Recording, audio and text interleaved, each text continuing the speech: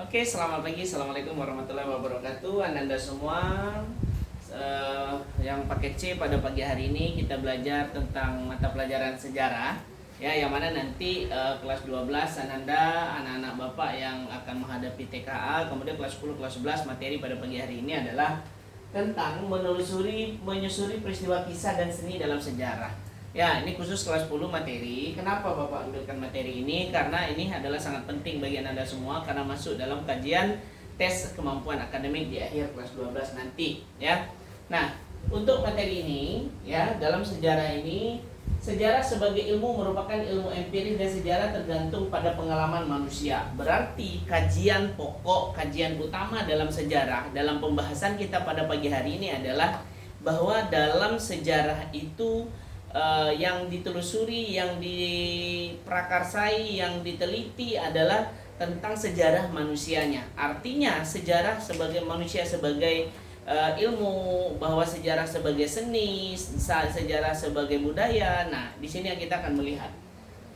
Sejarah merupakan empiris dari sejarah tergantung pengalaman manusia. Nah, tertekan pada artefak maupun dokumen lainnya, data tersebut diteliti. Nah, data-data artefak, monumen, peninggalan, kalau yang kita di kampung tuh makam. Nah, ada yang disebut dengan dolmen. Nah, itu semua diteliti oleh sejarawan. Nah, apa fungsi sejarawan itu, Pak?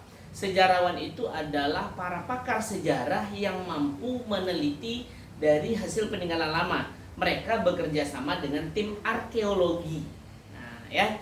Jadi tim arkeologi itu berfungsi sebagai untuk meneliti tahun berapa perkiraan tulang menulang. Nah, tidak hanya dipakai oleh ilmu sejarah, ilmu ini juga dipakai oleh polisi untuk mengungkap sebuah kasus. Kasus seperti kematian, contoh kematian ini ditebak perkiraannya sudah 5 tahun yang lalu. Nah, nanti yang mampu menafsirkan itu adalah sejarawan dengan tim arkeologinya, ya. Nah, dia bisa melihat bahwa umur tulang itu, usia tulang itu usianya sekian tahun.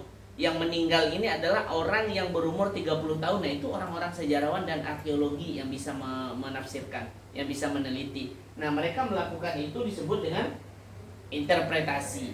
Interpretasi itu adalah tujuannya untuk menelusuri data-data fakta yang sebenarnya, ya. Nah, kemudian berikut, sejarah memiliki objek. Sejarah biasanya dimasukkan dalam ilmu tentang manusia atau disebut dengan humaniora. Karena selain objek yang diteliti adalah manusia, khususnya perubahan atau perkembangan manusia pada masa lalu. Artinya, kalau masa lalu yang kita bahas adalah manusia yang dalam catatan sejarah itu adalah manusia purba. Ya, ada manusia purba. Nah, 3 jenis manusia purba itu nanti ada jenis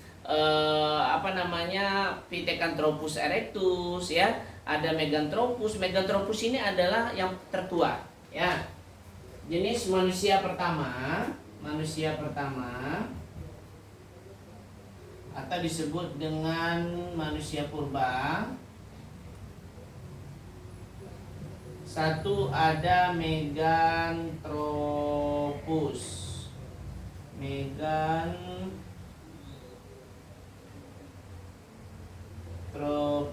Kemudian ada Pithecanthropus. Nah, 3 jenis Homo. Nah, pada jenis Homo ini nanti ada pembagiannya lagi, ada beberapa macam, ya. Jadi jenis Homo ini adalah jenis manusia yang seperti kita saat ini. Kalau jenis Meganthropus ini adalah jenis manusia purba tertua atau yang paling besar. Yang kedua ada Pithecanthropus. Pithecanthropus ada jenis kedua, tapi mereka lebih tinggi. Kemudian jenis Homo adalah jenis yang kita sekarang ini, ya. Nah, jenis Homo itu ada jenis Homo wajakensis, Homo soloensis, Homo pekinensis, ya. Nah, kalau kita ini masuk kepada Homo pekinensis atau manusia yang dianggap manusia sempurna, ya. Kemudian metodologi juga digunakan berbeda dengan ilmu lain, misalnya antropologi. Antropologi membahas manusia pada masa sekarang berkisah tentang manusia pada masa lalu. Misalnya, masuknya Islam di Indonesia, kemudian seharusnya terjadi persoalan bagi sejarawan asalkan penjelasannya dapat diterima. Ciri lain, sejarah mempunyai generalisasi dari bahasa Latin, general yang berarti umum. Ya, sejarah juga memiliki menarik kesimpulan dalam pengamatan melakukan. Contoh generalisasi dalam sejarah adalah revolusi industri, menciptakan satu kebutuhan akan sumber bahan mentah. Nah, revolusi industri ini, sumber bahan mentah ini adalah awal kisah terjadinya masuknya bangsa Eropa ke Indonesia. Terjadinya revolusi industri bahwa rempah-rempah itu harganya di Eropa sangat mahal. Jadi anak-anak Bapak di rumah, Eropa itu dulu rempah-rempah itu menjadikan suatu komoditi utama untuk membuat minuman sebagai penghangat badan. Nah, kalau kita Indonesia, dari rempah-rempah apa yang bisa kita ambil? Masyarakat Indonesia membuat rempah-rempah itu apa? Contohnya salah satunya adalah jamu. Ya kan? Dari rempah-rempah enggak? Dari rempah-rempah. Yang kedua ada yang disebut dengan bandrek, ada yang disebut pokoknya makanan-makanan yang berbau rempah-rempah. Tapi kalau rempah-rempah untuk masakan gulai itu beda lagi. Ya, yang kita bahas ini adalah rempah-rempah untuk komoditi utama sebagai bahan minuman. Kalau di Eropa kan untuk penghangat badan.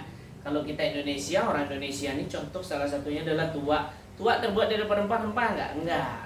Tuak itu adalah terbuat dari dipermentasikan. Nah, kalau rempah-rempah Indonesia ini kalau untuk minuman keras tak ada, yang ada itu cuma di Eropa. Diolah sedemikian rupa sehingga nanti di sana dijadikan untuk bahan mentah, bahan mentah dari Indonesia di sana diolah menjadi bahan jadi. Nah, dibeli lagi sama orang Indonesia dengan harga yang cukup fantastis atau harga yang cukup mahal, ya. Nah, kemudian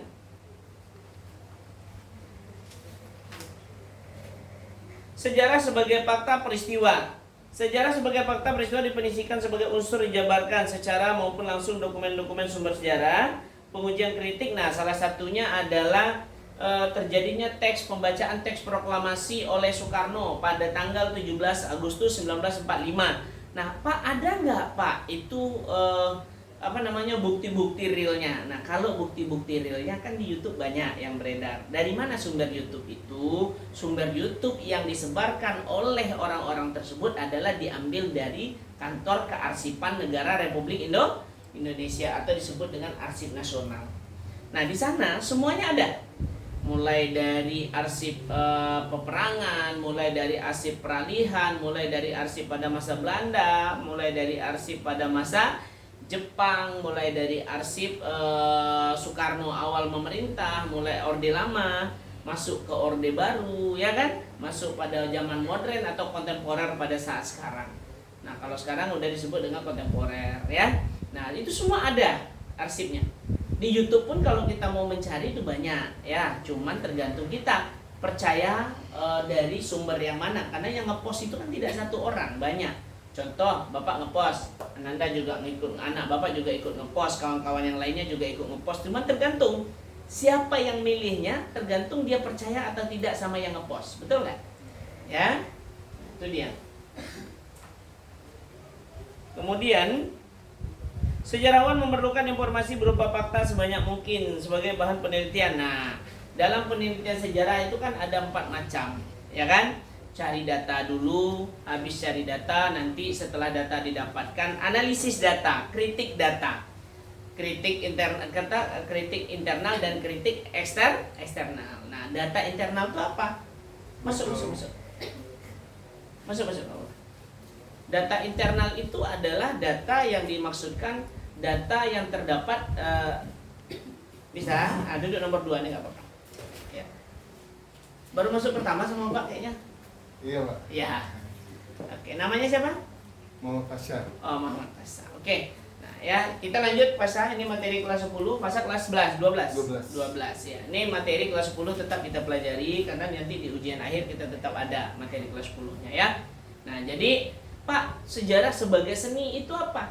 Kalau sebenarnya sejarah sebagai seni itu peninggalan masa lalu kita yang pernah kita dalami, itu jadikan seni untuk meniti kehidupan di masa yang akan datang. Tidak semua orang yang larut dengan masa-masa lalu yang pernah membungkam masa lalunya. Artinya kadang masa lalu ini ada yang membuat dia happy, ada masa lalu yang membuat dia tidak suka, ada masa lalu yang membuat dia terjatuh. Nah, kadang-kadang sebagian orang tidak semua suka yang bergaul dengan orang-orang yang terlalu baperan misalnya, ya.